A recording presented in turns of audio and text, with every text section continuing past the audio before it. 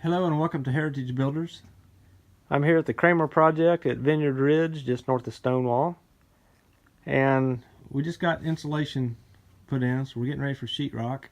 I just wanted to do a quick run through and show you some of the polyfoam insulation that we put. You can see down there around the edges. After I clean the house really well, we run a bead of polyfoam all the way around the baseboards. And then you can see the window sills. We've got the poly seal.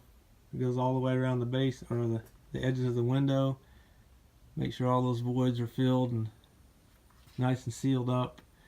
And then your wire penetrations where they go through the top plates, those are also filled with poly insulation.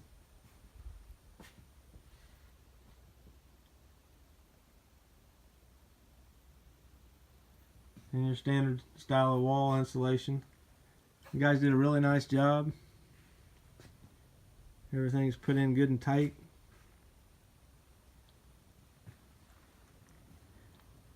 And that's about it. I could go room to room and show you every room, but it all looks the same.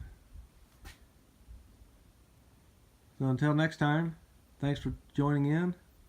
Remember to subscribe and like our page. We do appreciate that. And goodbye.